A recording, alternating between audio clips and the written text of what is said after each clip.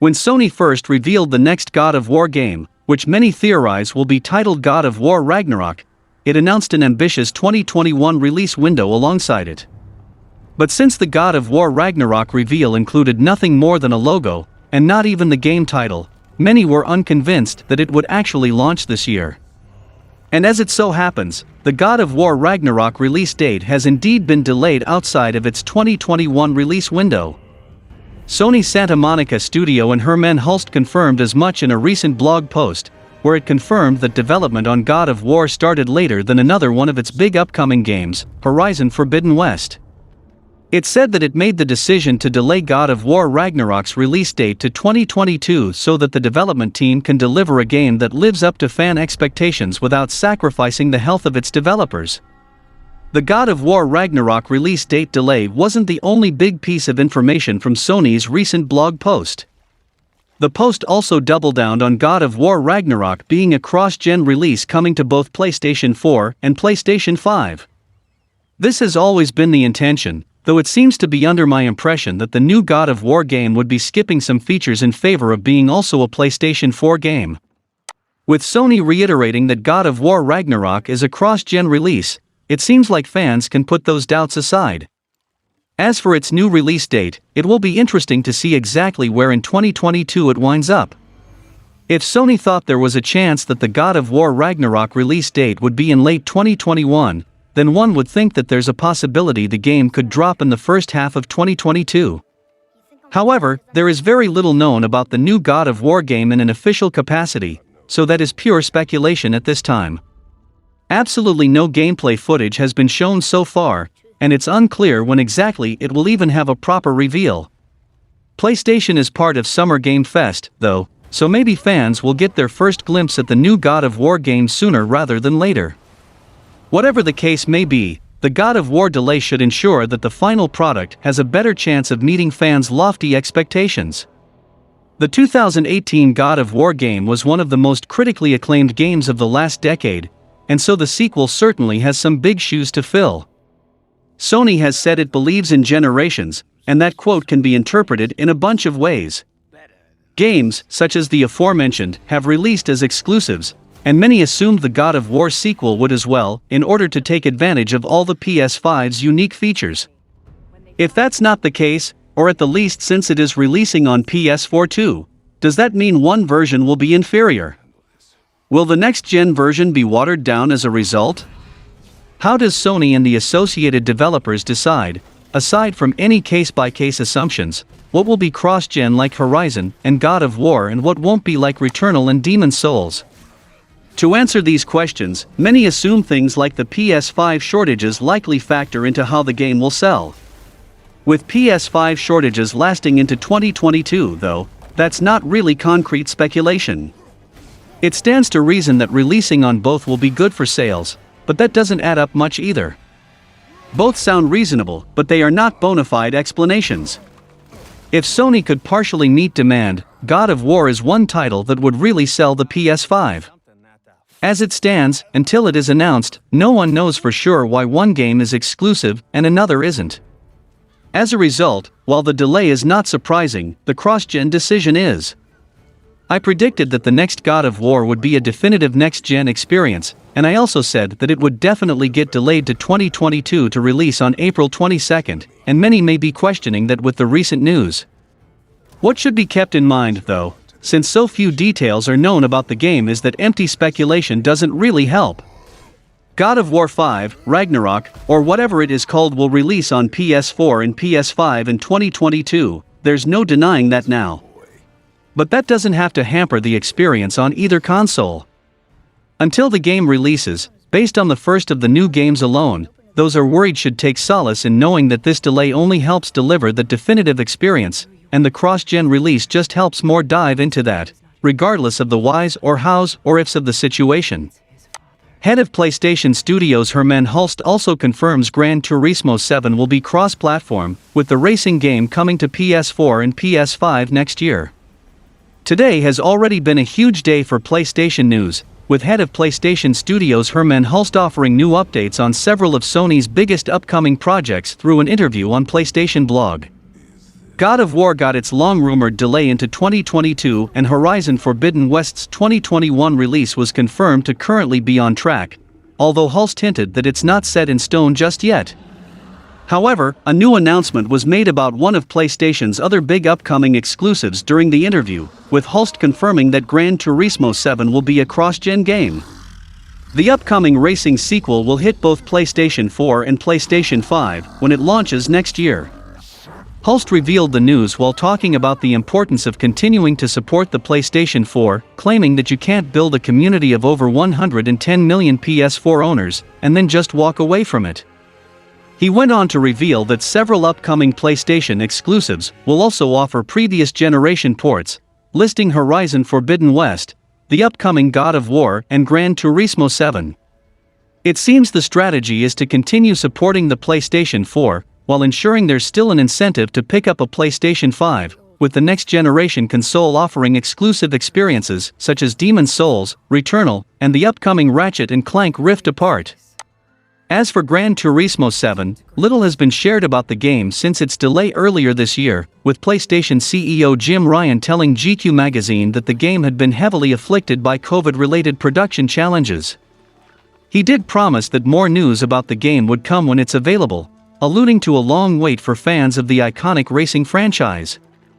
As for the game itself, developer Polyphony Digital delivered a striking announcement trailer last year, and has provided plenty of interesting gameplay details in the months since, including the fact it will boast speedy loading times, 4K visuals, 60 frames per second gameplay, and a return to the classic Gran Turismo formula.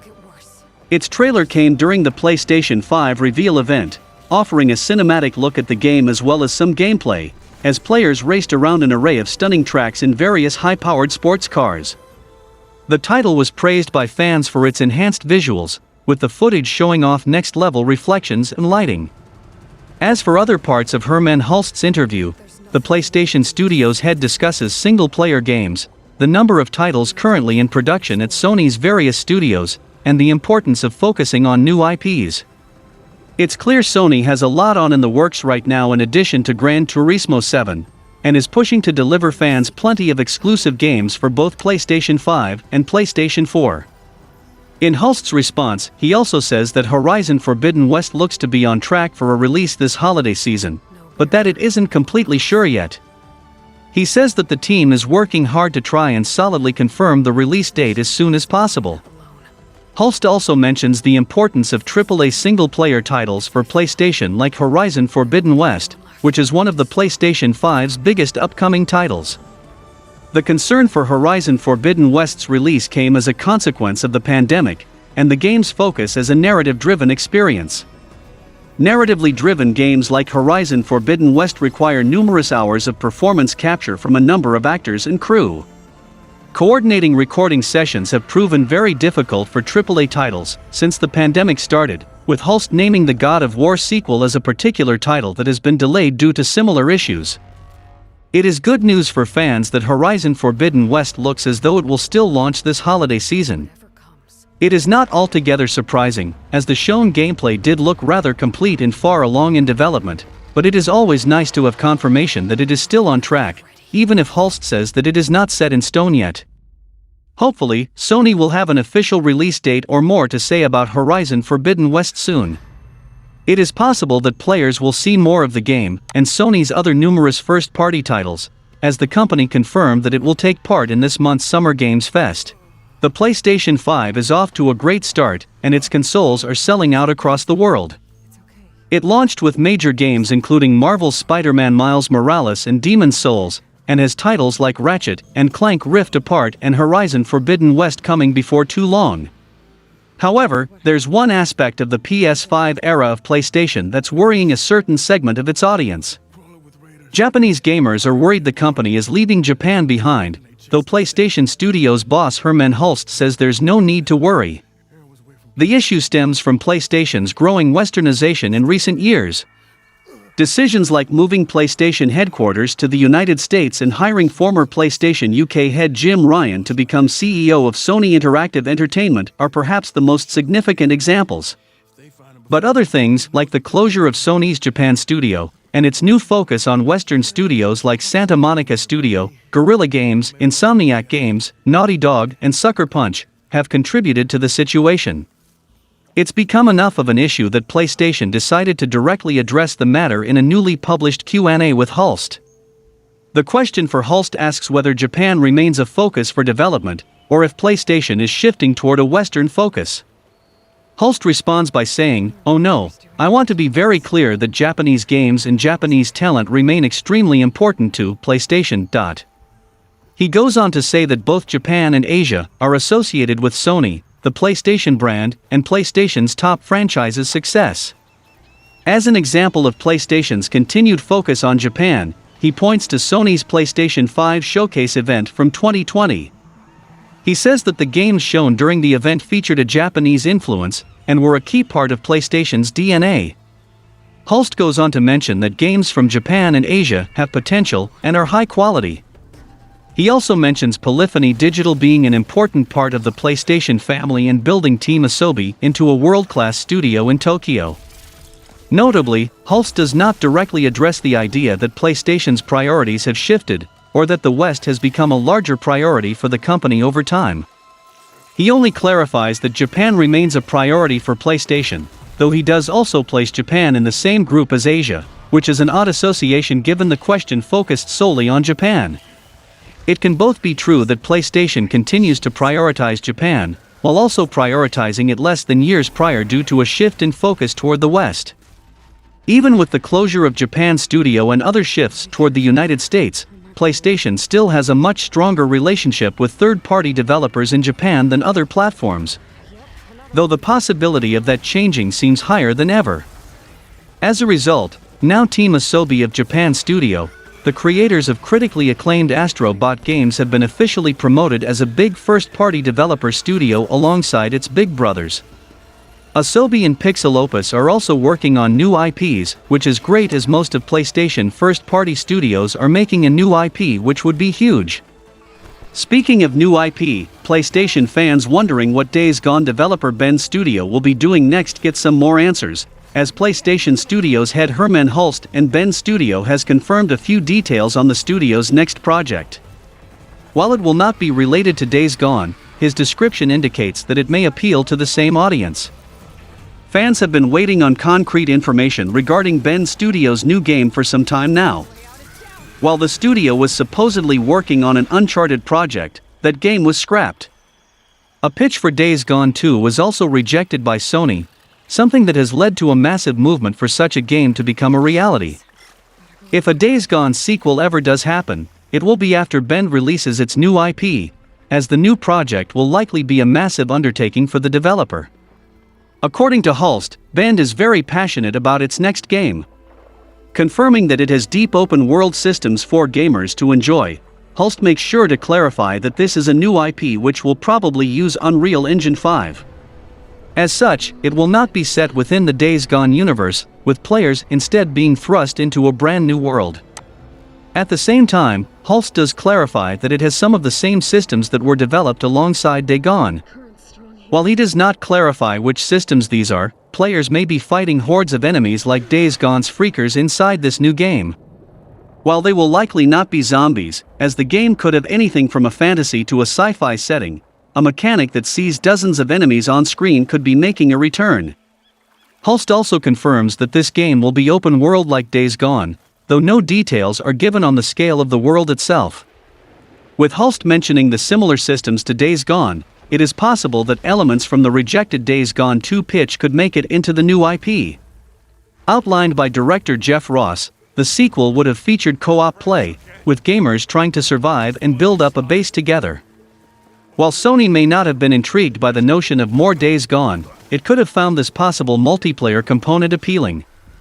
Still, with the Days Gone-like features unconfirmed, this is purely speculation. While Hulst states that he is happy for Bend, it will be interesting to see how fans react to the confirmation of this new IP. With so many signatures on the Days Gone 2 petition, many fans might have preferred to see that game as opposed to something entirely fresh. Hulst has been the head of PlayStation Studios since November 2019, after spending many years as the managing director of Guerrilla Games. Guerrilla Games is the development studio behind the Horizon franchise, as well as the Killzone franchise, both of which Hulst helped to oversee. He has plenty of experience creating new IPs, however. Hulst also pointed out that new IPs are just one part of the overall plan for PlayStation Studios in the coming years. In the interview, Hulst stressed PlayStation Studios' commitment to new IPs, while also looking to the entire PlayStation catalog. The sequel to Horizon Zero Dawn was announced during the first few months of Hulst being the new head of PlayStation Studios, for example, as well as Ratchet & Clank: Rift Apart. Most of the 25 games in development at PlayStation Studios will be in already established franchises, but the other half will be fresh original IPs.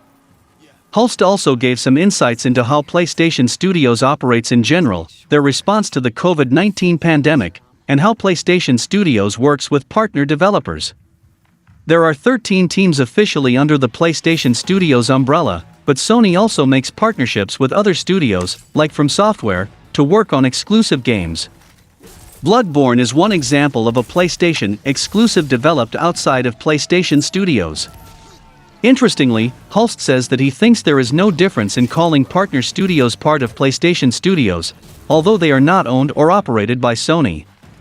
It's likely that most of these new IPs will be created by in-house developer studios, but there's a good chance that some of the 25 games in development will be created with outside partners and with new exciting third-party deals.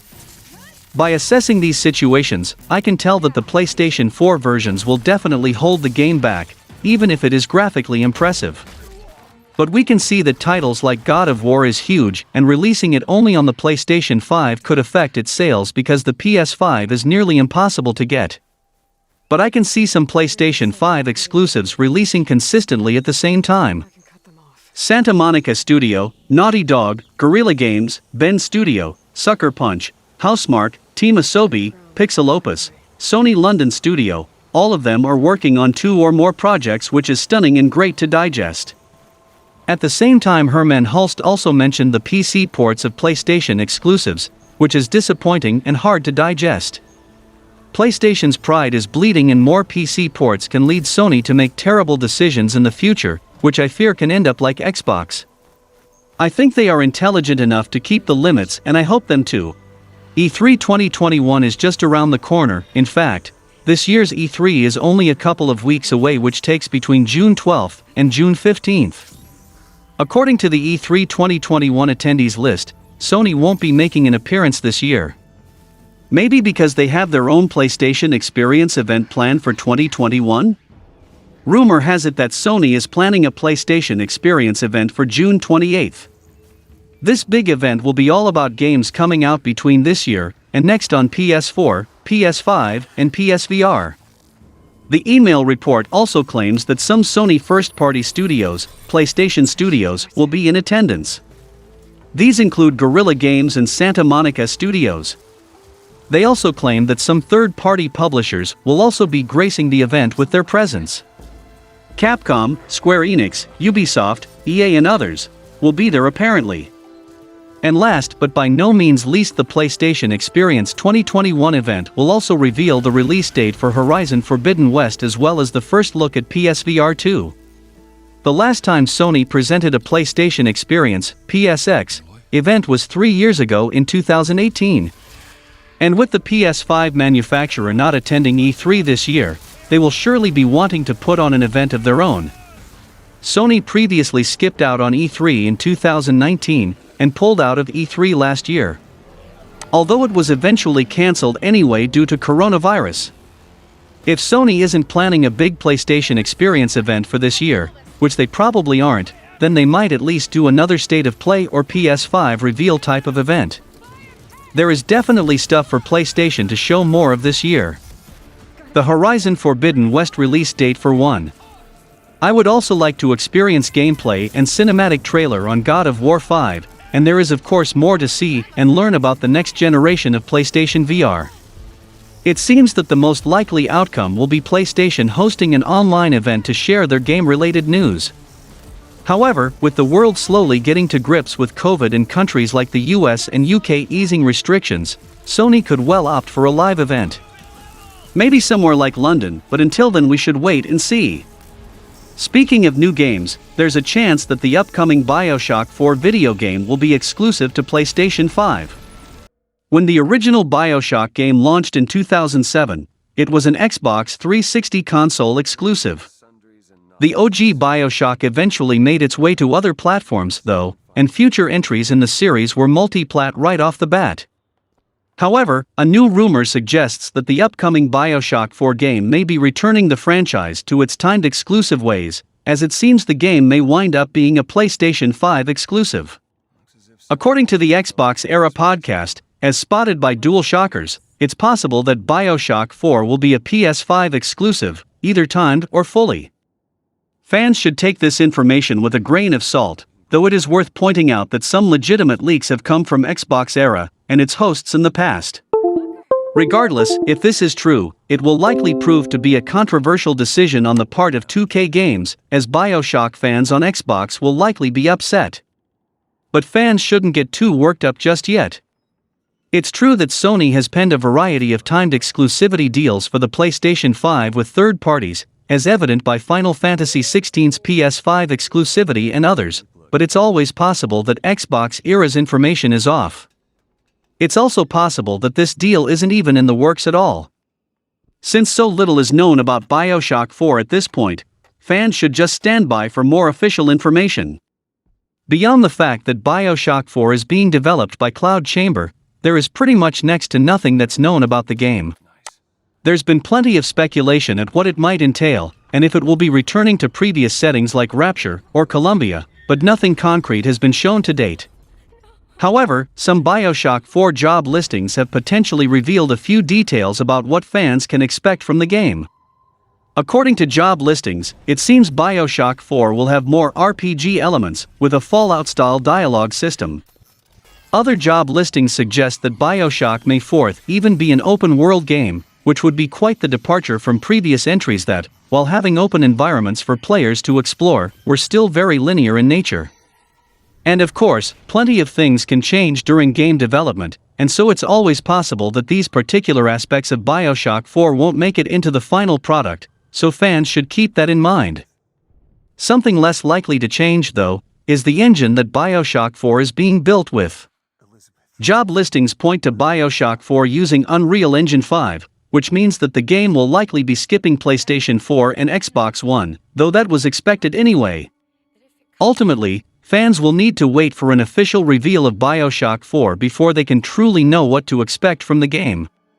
It's been 8 years since the launch of BioShock Infinite, and fans of the critically acclaimed franchise haven't had so much of a glimpse at the next entry in the series. While BioShock 4 hasn't been shown to the public in any capacity just yet, we do know that developer Cloud Chamber is busy working on the game. And job listings from Cloud Chamber have given us an idea of what they may be able to expect from the new game.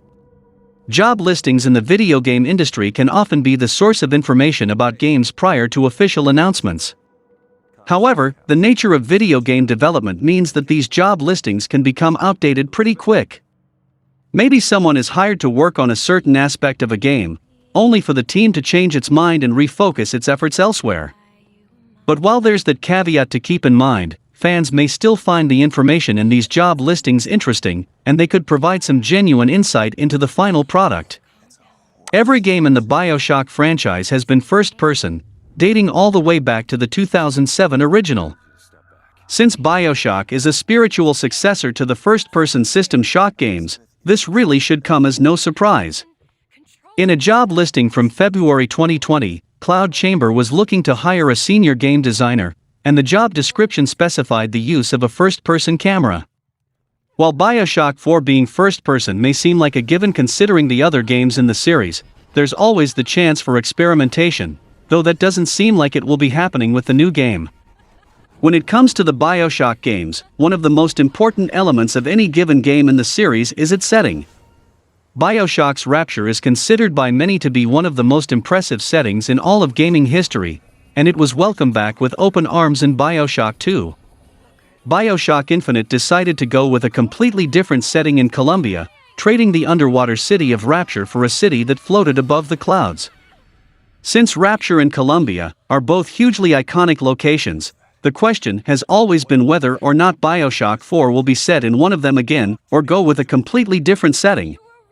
That question has not been answered definitively, but a job listing discovered in August of 2020 suggests that the game will have a new and fantastical world. Basically, this translates to BioShock 4 having a new setting. So much can happen during the game development process that it's entirely possible the developers may wind up going back to an established setting for the new BioShock, but otherwise this job listing does seem to indicate that fans can look forward to a brand new setting for the next game. In December of 2020, Cloud Chamber posted job listings looking to fill 3 separate positions, presumably to work on BioShock 4. Specifically, Cloud Chamber was looking to hire a senior voice designer, game AI programmer, and lead systems designer. The job descriptions for each of these roles have potentially provided some insight into the direction BioShock 4 is taking, and assuming nothing's changed, it seems as though the new game will have more RPG mechanics than previous entries. In the case of the senior voice designer, Cloud Chamber was looking for someone who has experience with voice dialogue systems in games. While this could mean a number of things, on paper, it sounds like BioShock 4 could have dialogue trees like those seen in the Fallout games. It could also be a sign that BioShock 4 will have a voiced protagonist, which isn't exactly the norm for the series. BioShock Infinite had a voiced protagonist, but the first 2 BioShock games did not. The lead systems designer position, meanwhile, suggested that BioShock 4 would have an emergent sandbox world. This would lend credence to the theory that BioShock 4 will have more RPG systems than previous games in the series, as this kind of game design is typically found in RPGs. While the BioShock games may be first-person shooters, it's worth pointing out that they have always had RPG elements. In fact, one of the main draws of the series is how it blends first-person shooter action with RPG mechanics, and so it's unlikely any fans will get upset at the prospect of BioShock 4 leaning more into the RPG side. It's already an accepted part of the franchise, and as long as the developers don't go overboard, it will likely continue to be one of its more beloved characteristics. The BioShock games have always had wide-open environments for players to explore, while still being very linear in nature. For instance, players would reach a new area of Rapture, and would be able to explore that section to their heart's content, but there was always a clear divide between it and the next place, separated by loading screens, story, etc. It looks like that will be changing with BioShock 4, if some job listings are any indication of what fans can expect. Cloud Chamber job listings point to BioShock 4 being an open-world game. Needless to say, this would be quite the departure from how the series has been structured in the past, and so such a dramatic change could prove to be controversial. However, BioShock 4's definition of an open world could always be more in line with what was established in the previous game as opposed to the massive open environments that many think of when they think of open worlds in modern games. A Cloud Chamber job listing from January of 2020 has suggested that BioShock 4 will have a big focus on story, even if it is open world. That particular job listing was seeking an applicant for the lead world designer position, and their duties included crafting memorable experiences that complement the game's main story.